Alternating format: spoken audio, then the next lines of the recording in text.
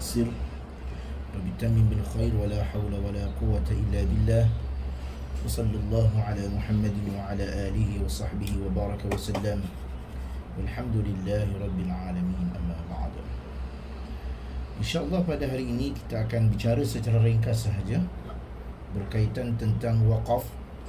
Yakni waqaf merupakan satu bab yang penting di dalam kita mempelajari ilmu tajwid, kerana ia merupakan satu sebahagian daripada kaedah apabila kita berhenti, yakni kita mesti waqaf padanya. Kerana kalau kita waqaf pada tempat yang salah, maka akan menyebabkan bacaan kita tidak tepat ataupun makna bacaan itu akan bertukar maksudnya kepada isi tersirat yang lain.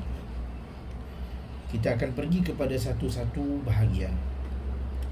Apabila disebutkan tentang waqaf, maka waqaf pada segi bahasa adalah menahan.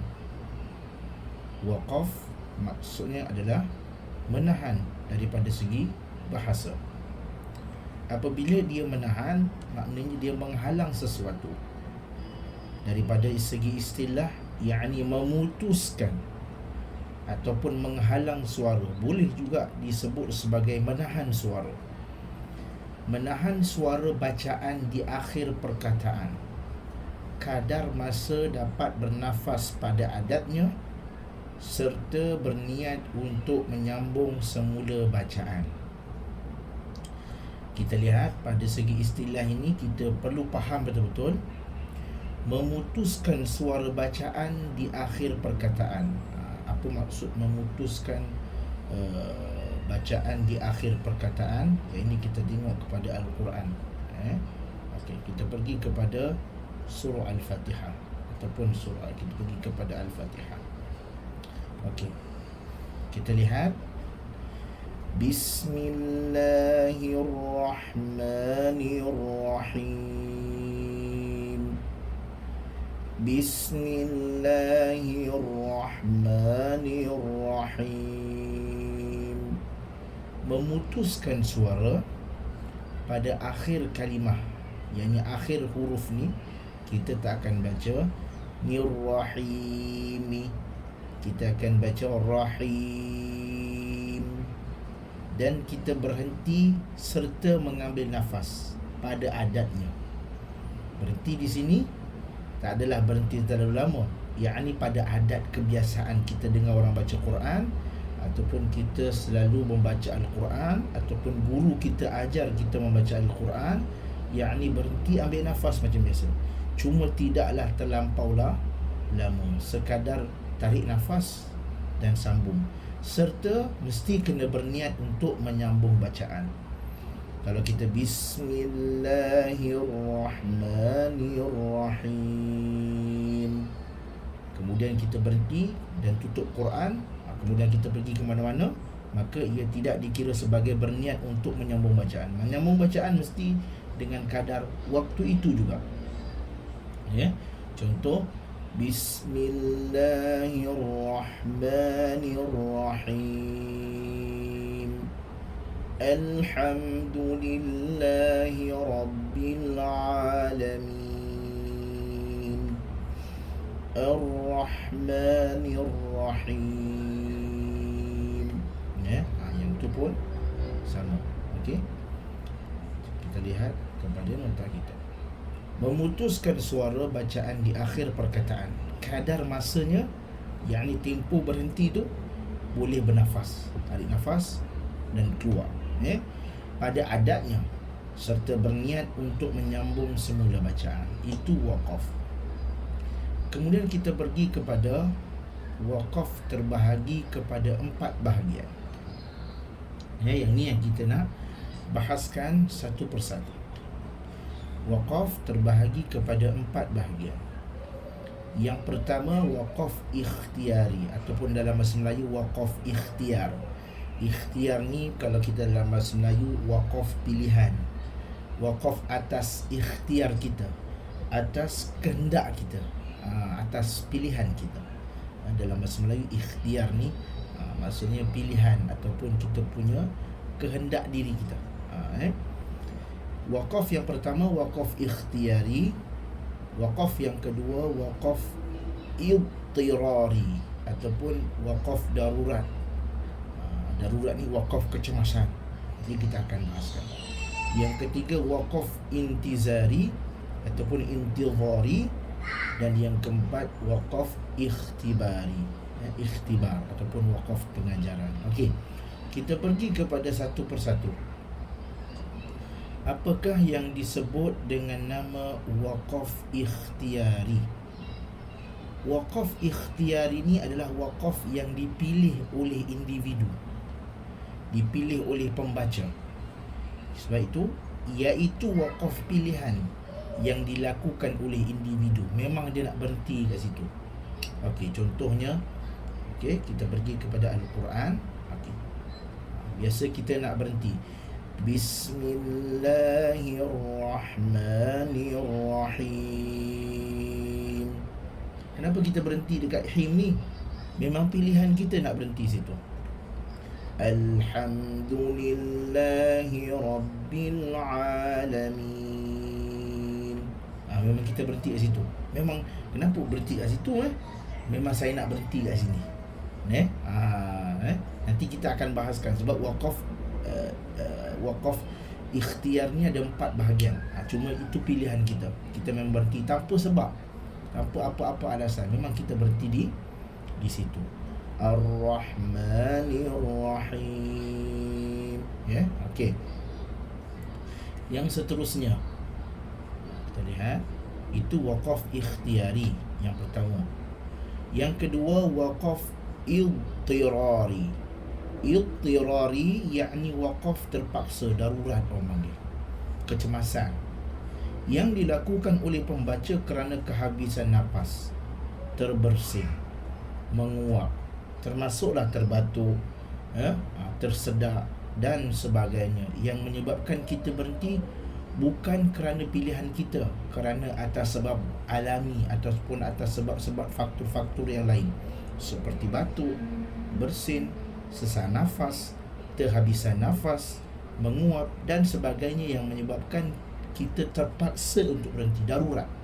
Kalau tidak, mungkin akan menyebabkan bacaan kita cacat. Okey, contohnya biasanya kita dalam surah Al-Baqarah, contohnya kita Alif Lam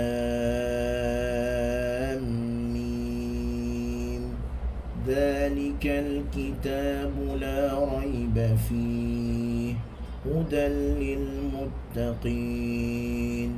Okey, bila masuk ayat yang ketiga ni panjang pula. Kita cuba nak habiskan. Alladzina yu'minuna bil ghaibi wa yuqimun. Katanya berhenti as-salah. Muqimun, kerana kehabisan nafas.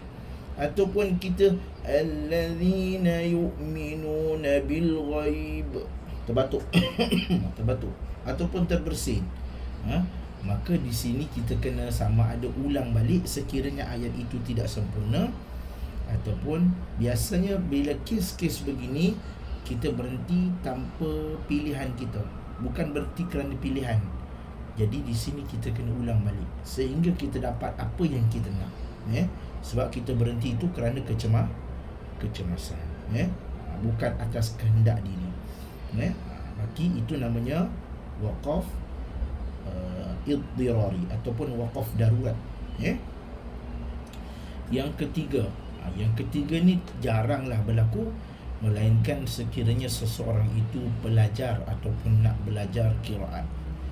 Waqaf intizari yakni waqaf tangguh yang dilakukan oleh pembaca pada kalimah-kalimah tertentu kerana membaca wajah-wajah yang lain daripada wajah-wajah yang diterima. Maksudnya sekiranya kita nak baca qiraat yang lain, nak baca qiraat yang lain, contoh kita baca ayat itu, nak baca qiraat yang lain, maka di sini kita kena berhenti seketika.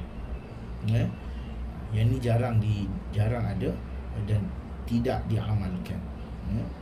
Yang keempat waqaf ikhtibari. Maksudnya waqaf ikhtibar. Ikhtibar ni maksudnya iktibar lah, bahasa Melayu sebut iktibar ataupun pengajaran, yakni waqaf yang dilakukan oleh pembaca bertujuan untuk menerangkan perbezaan maqtu' dan mausul, tebak dan mahfuz, menyoal dalam peperiksaan ataupun mengajar orang lain. Maksudnya apa ni? Maksudnya yakni waqaf yang kita nak mengajar. Contohlah saya nak mengajar anak murid yang lemah di dalam bacaan. Saya nak mengajar anak murid yang lemah dalam bacaan. Macam mana? Okey, anak murid ni memang mu'allaf lah umpamanya. Saya nak mengajar dia. Zalikal kitab. Sebab dia tak boleh sebut, tak boleh baca, jadi kena saya sebut satu-satu. Padahal kita kena berhenti pada la raiba fi. Tapi saya berhenti zalikal kitab. Dia pun ikut zalikal kitab. Baru saya sambung balik la raiba fi. Dia pun sambung la raiba fi. Waqaf sebegini tidak boleh dibaca dalam tilawah, tetapi hanya untuk tujuan pembelajaran sahaja. Ataupun saya menyoal. Okey, Puan Ira, contohnya saya menyoal, apakah maksud alhamdulillah?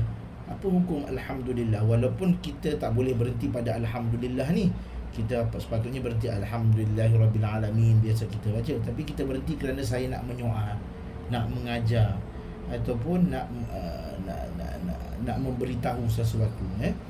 Itu namanya waqaf ikhtibari, iaitu waqaf yang dilakukan oleh pembaca bertujuan untuk menerangkan perbezaan maqtu', mausul, ini istilah-istilah dalam bahasa Arab lah, yakni istilah-istilah dalam tata bahasa Arab, menyoal dalam peperiksaan atau pengajar orang ramai. Ini mengajar yang jenis orang-orang yang zero Quran. Okey, itu bab yang pertama. Okey, maknanya ada 4 jenis waqaf. Waqaf yang pertama, waqaf, kita ulang sekali lagi, waqaf ikhtiyari, yakni waqaf atas pilihan kita. Ini tak ada apa-apa sebab. Macam kita baca alhamdulillahi rabbil alamin. Kenapa berarti alhamdulillah rabbil alamin? Memang kita pilih begitu. Itu pilihan kita. Ar-Rahmanir Rahim, itu pilihan kita. Waqaf iddirari ni waqaf yang kerana terbatuk ataupun bersin. Waqaf darurat dia panggil. Kita alhamdulillahi rabb terbatuk. Waqaf di sini kena ulang balik semula. Alhamdulillah sampai kita rasa kita ingin berhenti di situ. Waqaf intizar ini waqaf yang bertukar qiraat. Ini jaranglah dibuat. Dan yang keempat, waqaf ikhtibari, yakni waqaf untuk mengajar orang lain, ataupun untuk menerangkan sesuatu ayat tersebut. Kalau kita lihat dalam waqaf ikhtiyari, dalam pilihan kita ni ada 4 jenis waqaf. Ada 4 jenis waqaf. Yang pertama waqaf tam. Waqaf tam. Tam ni maksudnya, kalau dalam bahasa Melayu kita pernah dengar perkataan tamat. Dalam bahasa Melayu ejaan tamat. Tamat ni ejaan asal perkataan dalam bahasa Arab. Wa tam ataupun tamat, asal dalam bahasa Arab. Ta alif mim. Yakni waqaf yang sempurna. Waqaf yang sempurna. Apa maksud waqaf yang sempurna? Yakni waqaf pada kalimah yang tidak ada hubungan dengan kalimah selepasnya daripada segi lafaz dan makna. Sebagai isyarat ataupun sebagai nak mudah faham, umpamanya kita melihat satu cerita atau cerita, contoh kita pergi tengok movie ataupun kita pergi tengok cerita kat TV. Cerita tu mula daripada pukul 10 habis pukul 11. Sambung nanti pukul 11 sampai 11.30 cerita lain. Jadi cerita yang pukul 10 dan 11 tu habis dah. Dia tak ada kena mengena dengan cerita yang lain. Itu namanya sempurna. Kalau kita lihat, okey, dalam surah Al-Baqarah dia bagi contoh. Dalam surah Al-Baqarah dia bagi contoh. Okey, kita lihat. Ulaika ala hudam min rabbihim wa ulaika humul muflihun. Kat sini waqaf tam. Kemudian ayat yang ke-6 cerita lain. Kita lihat dulu supaya mudah faham. Kita pergi kepada Al-Quran terjemahan. Kita pergi kepada Al-Quran terjemahan. Okay. Kita pergi kepada surah Al-Baqarah. Kita pergi kepada surah Al-Baqarah. Okay. Kita lihat pada surah Al-Baqarah. Alif Lam Mim. Zalikal kitabu la raiba fihi hudal lil muttaqin. Ayat ini menceritakan tentang kitab ini tiada keraguan padanya, menjadi petunjuk bagi orang-orang yang bertakwa. Kesemua ayat ini kemudian dia kata allazina yu'minu, orang-orang bertakwa tu orang-orang yang beriman, percaya kepada ghaib, wa yuqimus salah, wa yuqimunas salah, orang yang mendirikan salat, dan wa mimma razaqnahum, yakni dan memberikan harta yang dimilikinya kepada orang lain. Sebab itu wa mimma razaqnahum yunfiqun, dan membelanjakan sebahagian harta yang kami berikan kepada mereka. Maksudnya mereka ni berzakat, berinfak. Ini orang-orang yang bertakwa tadi. Tambah lagi, walladzina yu'minuna bima unzila ilaika wa ma unzila min qablik wa bil akhirati hum yuqinun. Dan orang-orang yang beriman kepada kitab ini Al-Quran yang diturunkan kepada Nabi Muhammad, antara orang-orang yang bertakwa, dan kitab-kitab yang diturunkan sebelumnya, serta mereka yakin akan adanya hari akhirat, mereka percaya kepada kiamat. Ulaika ala hudam min rabbihim. Ini ayat yang kelima. Mereka itulah yang mendapat petunjuk daripada Tuhan mereka. Wa ulaika humul muflihun. Maknanya ayat 1 sampai ayat 5 ni cerita dia lengkap dah sampai situ. Bila masuk ayat yang ke-6, cerita dia dah lain. Tak ada kena-mengena pun dengan ayat yang kelima tadi. Innal ladzina kafaru sawa'un 'alaihim a'anzartahum. Sesungguhnya orang-orang kafir yang tidak akan beriman sama saja kepada mereka. Sama ada engkau nasihat kepada mereka ataupun tidak nasihat kepada mereka, mereka ni tak mau beriman. Tak ada kena-mengena dengan hudal lil muttaqin tadi. Tak ada kena-mengena. Jadi kat sini kita dapat tahu bahawa ayat yang kelima tu waqaf tam sempurna. Tidak ada kena-mengena daripada segi makna dan lafaz. Daripada segi makna dan lafaz. Maknanya kesemua ayat yang kelima tu tak ada kena-mengena, dan dia pun dah mati kat sini, maka tak ada kena-mengena. Sebab itu denganlah daripada segi makna pun tak kena, daripada segi ayat pun dia lengkap habis. Okey, kalau kita lihat kat sini, yakni tidak ada hubungan yang saya terangkan tadi. Macam kita tengok cerita tu habis kat situ, habis terus. Okey, biasanya waqaf tam ini berlaku pada akhir surah. Ada juga berlaku pada ayat-ayat tertentu, tengok kepada keadaan. Okey, seterusnya waqaf kaf. Waqaf kaf ni adalah berhenti yang memadai. Tadi waqaf tam sempurnalah.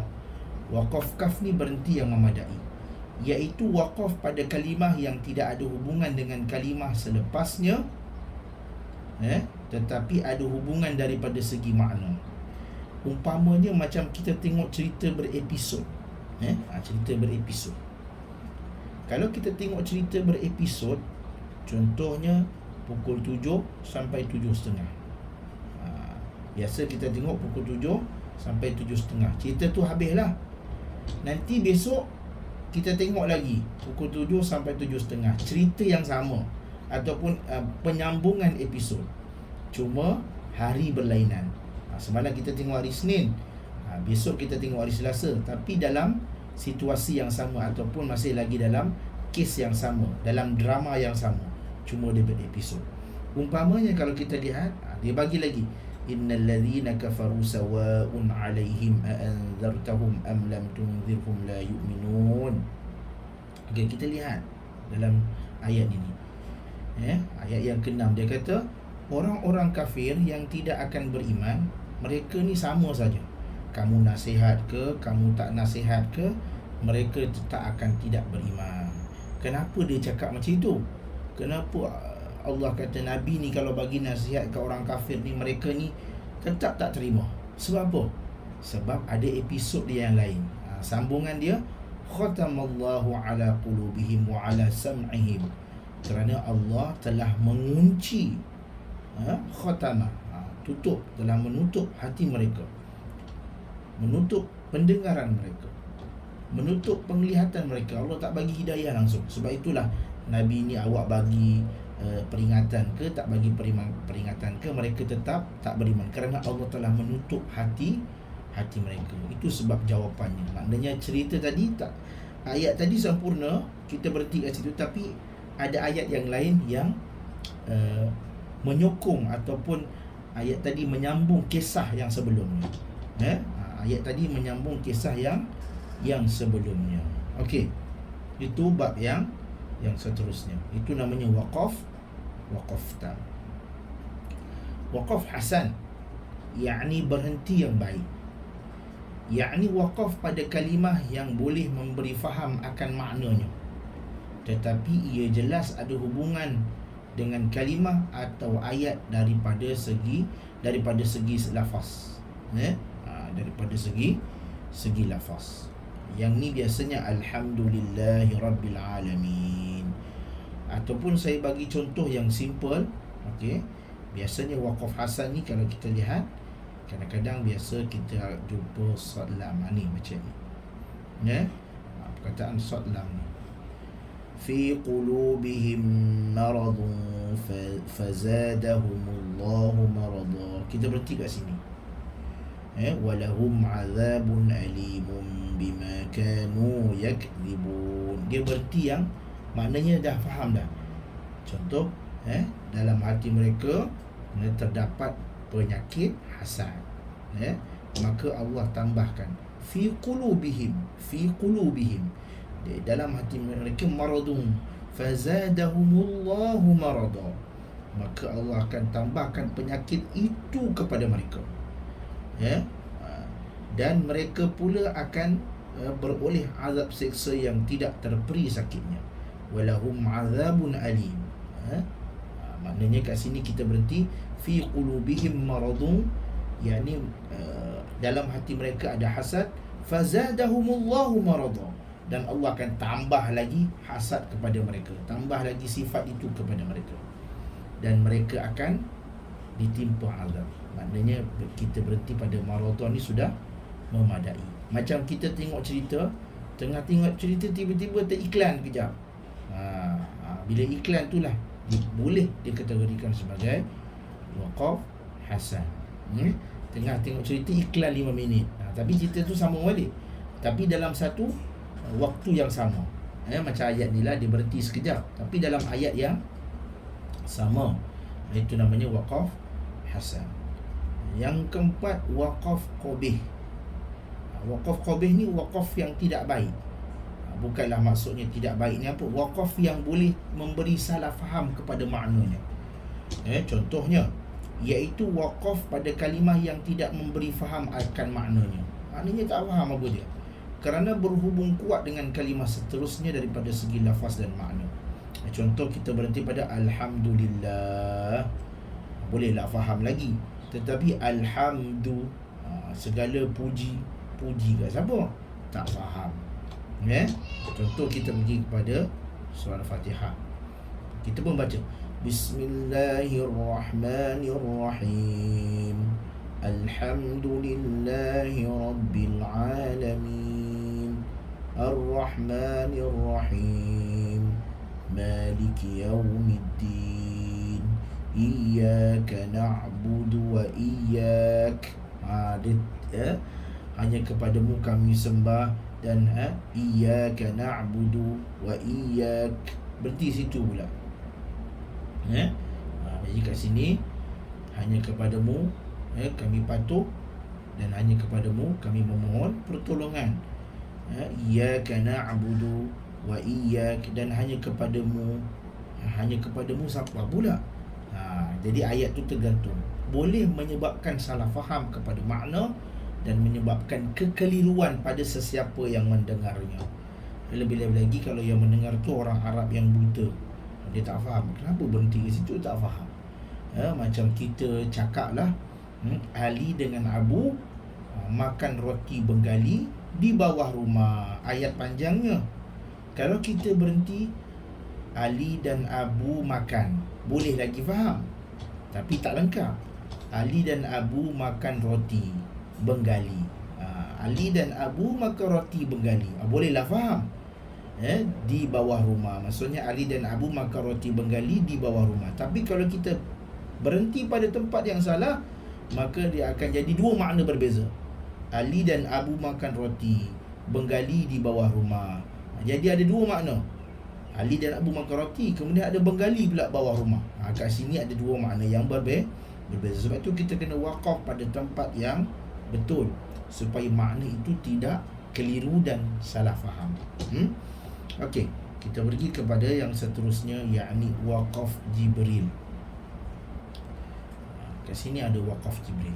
Okey, waqaf Jibril yakni waqaf yang dilakukan oleh Jibril alaihi salatu wassalam sewaktu membacakan kepada Rasulullah sallallahu alaihi wasallam, dan baginda pun mengikut perbuatan Jibril tersebut. Maka waqaf ini juga disebut dengan waqaf nabawi, yakni waqaf Jibril adalah sunat kerana mengikut sunnah Nabi sallallahu alaihi wasallam. Sebenarnya waqaf ini adalah perbezaan di kalangan para ulama. Cuma majoriti ulama menyatakan ada 10 tempat.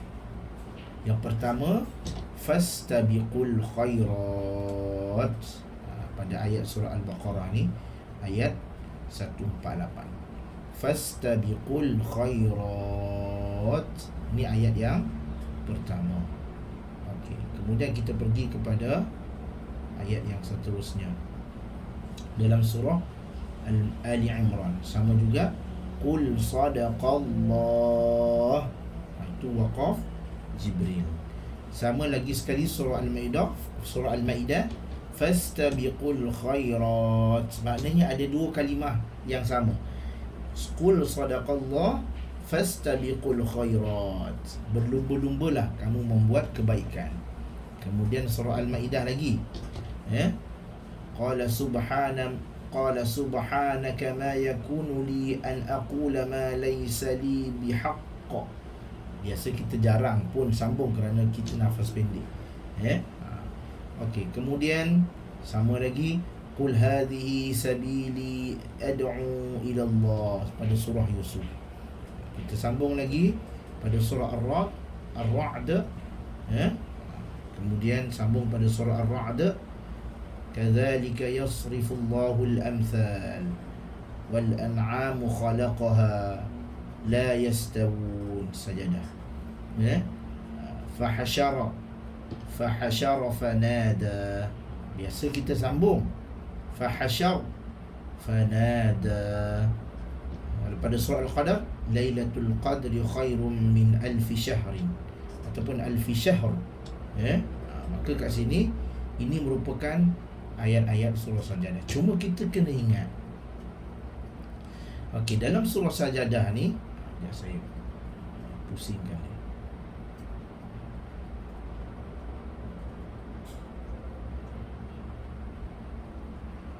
Okey, dalam surah Sajadah, dalam Al-Quran tidak ada tanda yang khusus bagi waqaf Jibril. Kat sini dia sebut, dalam Al-Quran tidak ada tanda yang khusus bagi waqaf Jibril, dan hanya diketahui oleh mereka yang mempelajarinya sahaja. Syekh Muhammad Saleh Al-Fatani menyebutkan waqaf Jibril dalam kitabnya Siraj Al-Qari fi Tajwid Kalam Al-Bari dengan katanya, maka tahulah orang yang tahu dan jahillah orang yang jahil. Ini kata Muhammad Salih Al-Fatani. Tetapi akan ada tetapinya. Waqaf Jibril ini boleh untuk tidak beramal padanya. Beramal dengan waqaf Jibril adalah sesuatu amalan yang baik. Namun pun begitu, berdasarkan kata-kata sesetengah ulama, antaranya Syekh Mahmud Khalil Al-Husari, seorang qari Mesir yang terkenal. Kalau kita tengok dalam YouTube tu, bacaannya banyak, bacaan dia. Bahawa waqaf Jibril itu tidak ada dalil yang khusus berkaitan dengannya. Maksudnya kalau awak nak amal, tak nak amal pun tak mengapa. Tapi sunnah untuk kita berhenti sekiranya kita tahu. Sekiranya kita tak tahu, tidak mengapa, tidaklah menjadi satu kesalahan besar. Ia sekadar satu sunat yang diamalkan. Okey, faham di situ? Sebab tidak ada dalil yang khusus yang berkaitan tentangnya. Wallahu ta'ala alam. Semoga ada satu yang bermanfaat yang kita dapat pada hari ini. InsyaAllah, apa yang dapat kita simpulkan pada hari ini, ada 4 jenis waqaf yang utama. Waqaf ikhtiyari, waqaf iddirari, waqaf intidhari, dan waqaf ikhtibari. Pada waqaf ikhtiyari ataupun waqaf pilihan kita ni ada 4. Waqaf yang sempurna disebut waqaf tam. Waqaf kaf, berhenti yang memadai, yakni waqaf yang difaham akan maksudnya, tetapi kalau kemudian ada sambungan yang lain. Kemudian waqaf hasan, yakni berhenti yang mana ada sambungannya dengan ayat yang lain dalam satu ayat. Dan yang terakhir waqaf qabih, waqaf yang dilarang kerana tidak faham akan maksudnya kalau kita berhenti di situ. Dan waqaf Jibril, ada 10 tempat. Cuma yang kita biasa ingat, qul sadaqallah fastabiqul khairat.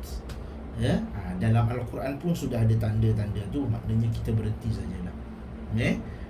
Okey, itu saja. InsyaAllah kita jumpa lagi. Subhanakallahumma wa bihamdika, nashhadu an la ilaha illa anta, nastaghfiruka wa natubu ilaik. Walhamdulillah.